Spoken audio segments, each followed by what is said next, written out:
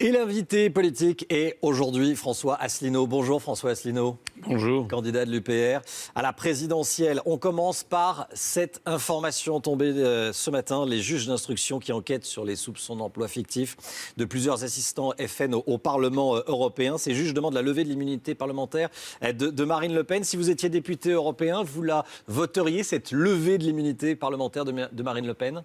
D'abord, je ne suis pas député européen et je propose, moi, de sortir de l'Union européenne, de supprimer les postes de député européen. J'observe d'ailleurs que Mme Le Pen, dans son programme, qu'elle a en partie copié sur le mien, elle ne propose pas cette suppression des députés européens. Comme quoi, parce que vous savez que toute la famille Le Pen vit des députés européens. Tout ça, ce sont des affaires. Je pense que les Français en ont passé. Il faut lever l'immunité parlementaire de Marine Le Pen ? J'en sais rien. Vraiment, je m'en fiche. Tout ça, ça fait partie de ce que les Français ne veulent plus voir. C'est-à-dire, les Français, ils ont besoin d'avoir un grand coup de balai sur la scène politique française. Voilà. Moi, ce que j'observe, c'est que je sais qu'il y a des sondages qui me donnent pratiquement à 0,5. J'attends qu'il y ait des sondages qui me donnent à -2. Mais moi, quand je vais dans la rue, si vous voulez, moi, je vois énormément de gens qui se précipitent à mes meetings et je ne vois aucune dynamique, par exemple, sur Mme Le Pen, qui, excusez-moi, apparaît déjà comme quelqu'un du passé. Et je ne crois absolument pas, d'ailleurs, dans les scores qu'elle peut faire au sondage, pas plus d'ailleurs que M. Macron. C'est votre principal rival, Marine Le Pen ? Non. Moi, si vous voulez, je suis le seul candidat qui propose aux Français la revanche par rapport au 29 mai 2005, lorsque 55% des Français ont voté non à la Constitution européenne et qu'ils l'ont eu quand même. Donc moi, je propose la revanche, je propose de sortir de l'Union européenne, de l'euro et de l'OTAN, et je suis le seul. Voilà. François Asselineau, le premier tour, c'est dans 9 jours. À combien vous estimez vos chances d'être au second tour ? Vous dites qu'il y a beaucoup de monde dans vos meetings, oui. Vous voyez au second tour ? Écoutez, moi je ne sais pas quel score je vais faire. Il y a une chose qui est certaine, c'est que les sondages actuels sont des faux. Voilà, ils ont une utilisation politique.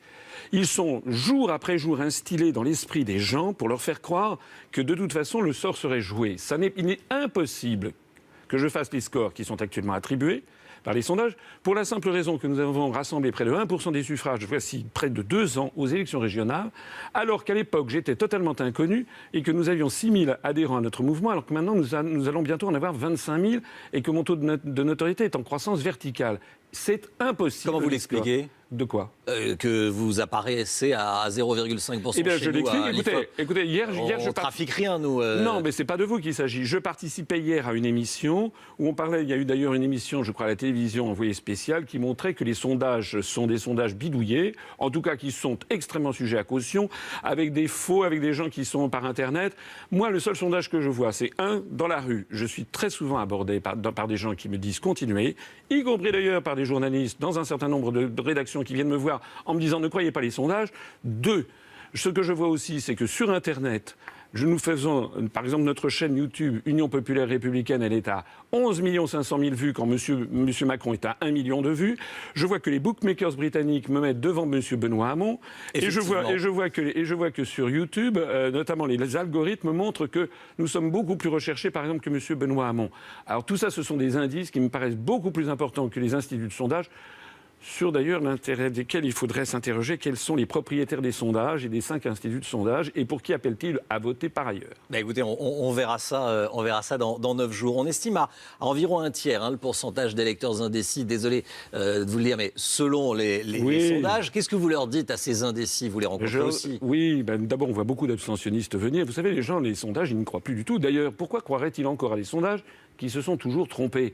Regardez, les sondages donnaient le Brexit écrasé. Bon. Aux États-Unis, les sondages donnaient Mme Clinton élue avec 99% de probabilité. Vous vous rendez compte ?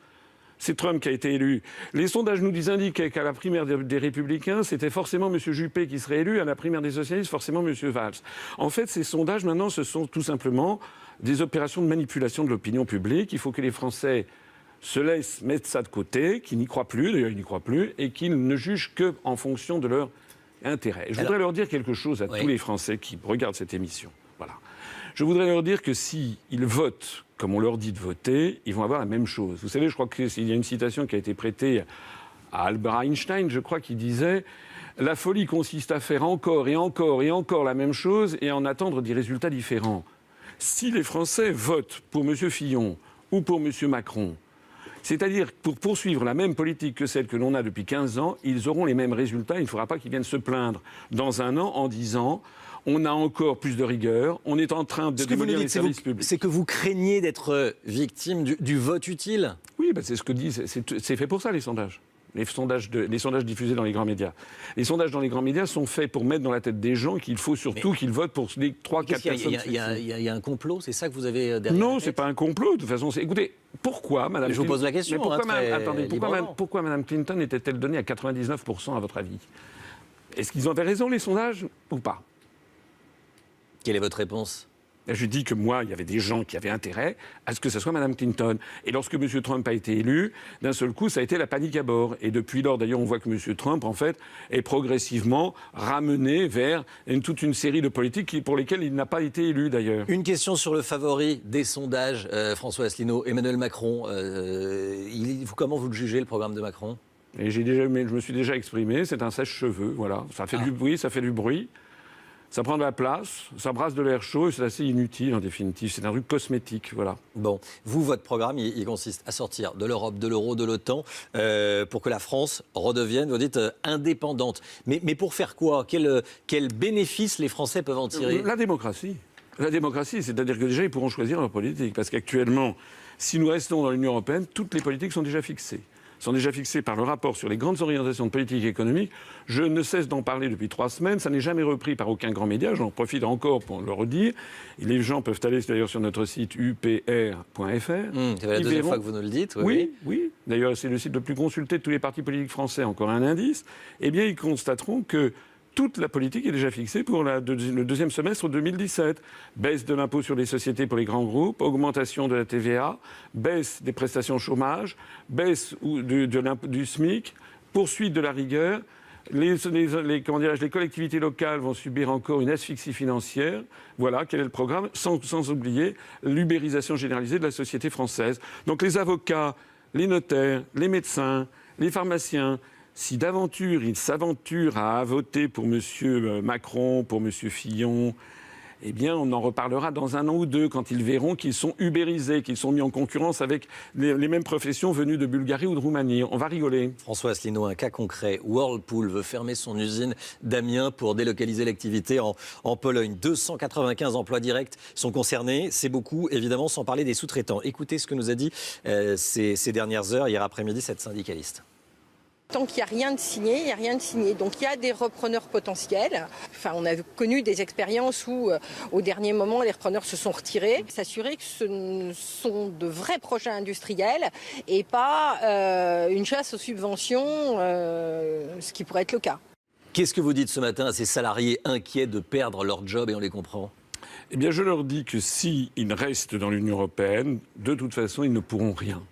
Parce qu'il y a un article dans les traités, l'article 63, qui interdit toute restriction au mouvement de capitaux. Ça veut dire que Whirlpool, de toute façon, s'ils estiment qu'il est plus profitable pour les actionnaires de créer une usine, je ne sais pas moi, au Bangladesh, en Chine ou autre, ou en Slovaquie, pour maximiser leurs profits, ils bénéficieront de cet article des traités européens. On avait vu, rappelez-vous, sous du temps de M. Hollande, il y avait M. Montebourg qui était le ministre du redressement productif. Vous vous rappelez, il allait, paraît-il, lutter contre les délocalisations. Je pense qu'il a dû essayer de le faire. Il a fait quoi? On n'a jamais eu autant de délocalisation que sous M. Montebourg. Pourquoi? Parce qu'il n'a plus les manettes. Les Français n'ont plus les manettes. Vous me dites pourquoi je veux sortir de l'Union européenne pour rendre aux Français les manettes. Moi, je vois ces 293 salariés. C'est encore 293 familles qui vont être plongées dans le désarroi, peut-être dans la précarité. Et tout ça, pourquoi? Parce que nous ne sommes plus dirigés par les Français. Nous sommes dirigés par des traités européens et une oligarchie financière et industrielle qui dirige le tout. Vous voulez augmenter le SMIC de 150 €. Il passerait à 1 300 € net. Voilà, de 1150 à 2150 € net par mois, à 1300 € net par mois. Vous craignez pas de faire peur aux investisseurs en augmentant le coût du travail? La contrepartie de ça, c'est notamment une baisse des cotisations patronales pour les artisans, les commerçants, les TPE, les PME. Pour le reste, je rappelle que si nous sortons de l'euro et que nous créons le franc, on peut anticiper une baisse du franc par rapport au dollar de l'ordre de 5 à 10%, c'est-à-dire une légère dépréciation. Donc un appauvrissement des Français? Non, pas un appauvrissement des Français. Regardez. Comment vous dévaluez de 10% sans appauvrir? Non, parce que c'est la dépréciation. Écoutez, pendant toutes les 30 glorieuses, pendant les années 50, 60, 70, le franc s'est régulièrement déprécié par rapport au Deutschmark. C'est quand même le moment où les Français se sont le plus enrichis. La valeur externe d'une monnaie n'a aucun rapport avec l'enrichissement à l'intérieur d'un pays. Donc si nous avons 10%... On s'appauvrit quand on en sort. Oui, mais ça veut dire que les importations seront plus chères, ça c'est exact. Mais les exportations seront bien meilleur marché pour l'étranger. Ça veut dire que d'un seul coup, on va doper nos exportations et donc on va beaucoup créer d'emplois. Moi, si je propose de sortir de l'euro, vous savez, je ne suis pas quelqu'un, j'ai pas des voix. J'ai été délégué général à l'intelligence économique au ministère des Finances. Je sais de quoi je parle. Moi, je suis marié, j'ai des enfants, je vis en France, j'ai un petit peu d'assurance vie, donc je suis le premier à veiller à mon patrimoine. Si je propose aux Français de sortir de l'Union européenne et de l'euro, c'est parce que je sais que si nous sortons de l'euro, si nous recréons un contrôle des mouvements de capitaux, si le franc se déprécie de l'ordre de 10%, nous allons, à horizon de 2 ans, pouvoir faire baisser le nombre de chômeurs de catégorie A de 1,5 à 2 millions. C'est ça la clé de la reprise de l'emploi. Les autres, ils vous disent quoi? Du pipeau, c'est-à-dire un contrat emploi 21e siècle, jeune emploi, truc. Les gens n'y croient pas, ça ne marche pas. Ce sont des cautères sur des jambes de bois. Allez, on passe à l'actualité internationale et à votre projet international. Bachar el-Assad affirme que l'attaque chimique de Khan Cheikhoun en Syrie le 4 avril dernier, qui a fait 87 morts, est une fabrication à 100%. C'est ce qu'il a dit à nos confrères de l'AFP. On va déjà écouter le président syrien. Les États-Unis sont complices des terroristes.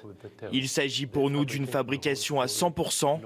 Ils ont monté toute cette histoire pour servir de prétexte à l'attaque américaine contre une de nos bases aériennes.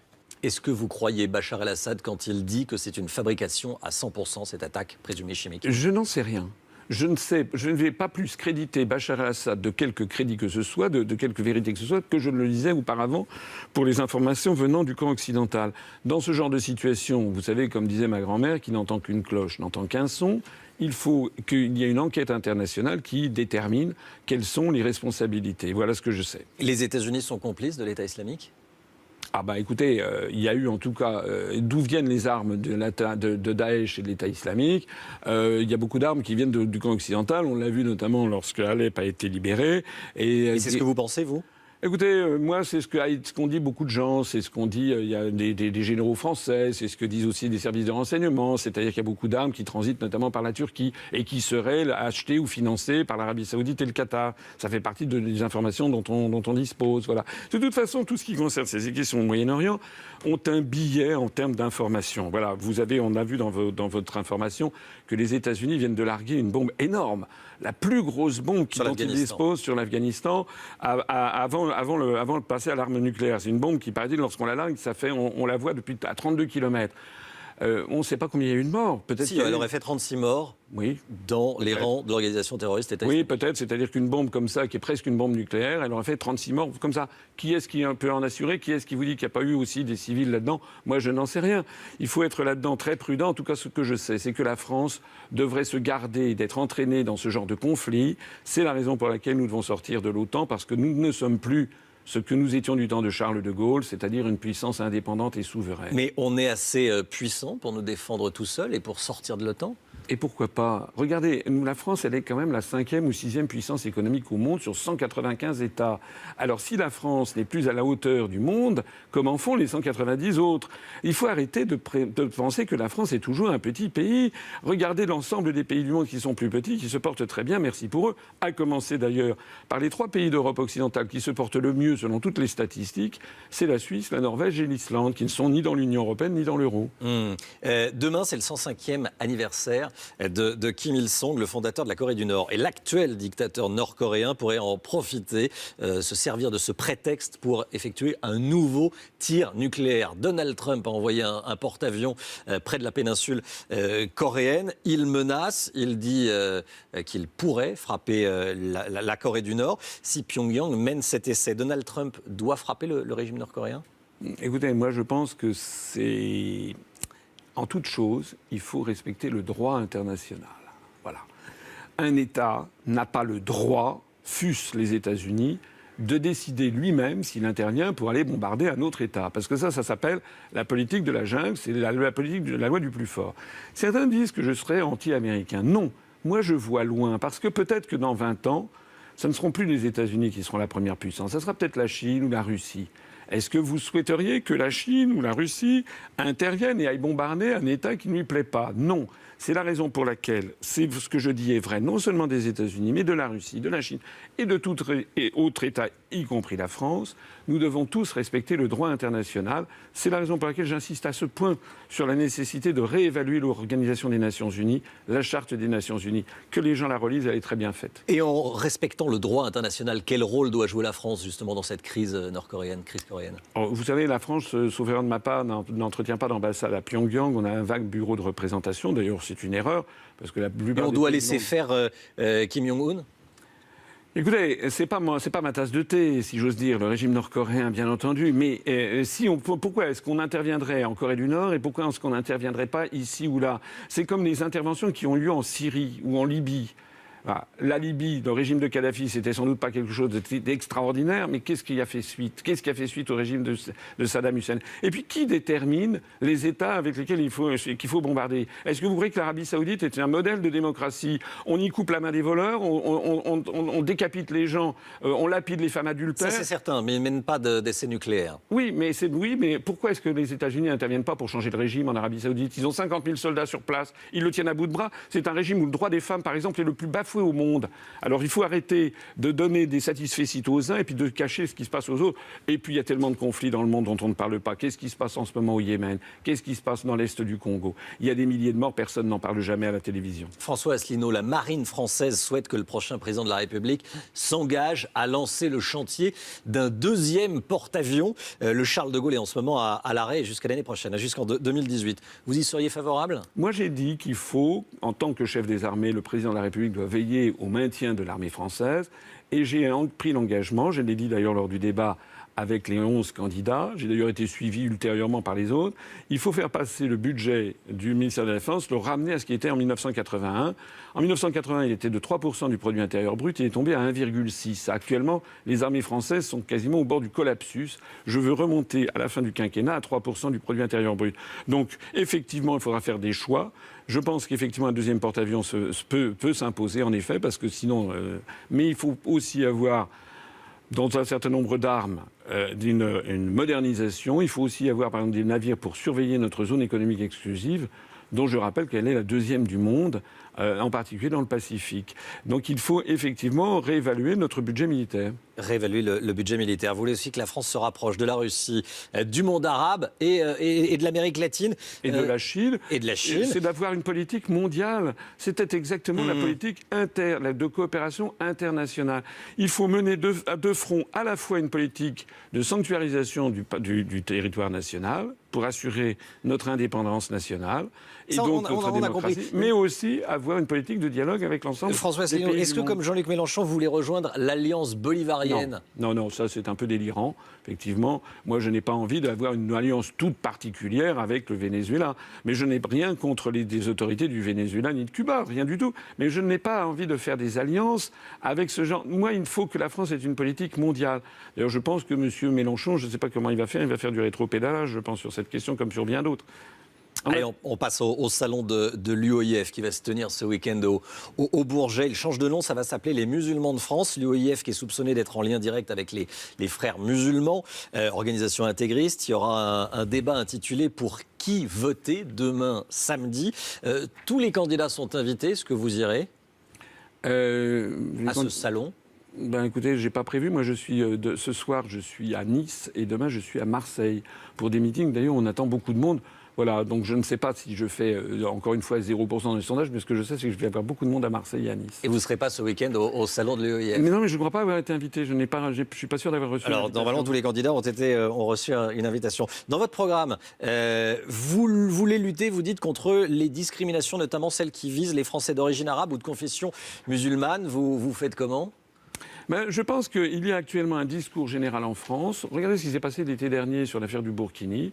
Moi, je ne suis pas intervenu parce que j'estimais que c'était quand même une politique, toute une espèce de quelque chose qui était destiné à stigmatiser en particulier une partie de la population française. C'est-à-dire, vous voulez une France où les femmes peuvent se baigner en burkini? Je pense que ce sont des débats sur lesquels il n'y a pas nécessité de focaliser l'attention. Tout ça, ce sont des modes. Mais vous voulez autoriser Écoutez, moi, j'en sais cet ami de rien. bain. C'est pas... Vous savez, regardez les photos de 1900. Les photos sur les plages en 1900. Les Français, dans quel appareil ils avaient... Je vous parle de l'été prochain. Hein. Oui, oui. Mais moi, je pense que ça fait partie de ce genre de choses où on focalise l'attention des Français sur des détails.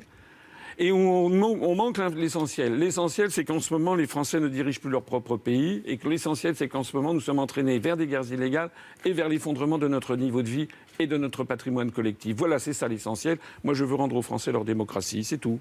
Merci François Asselineau d'avoir été avec nous ce matin sur CNews, candidat de l'UPR à la présidentielle. Restez bien avec nous sur CNews.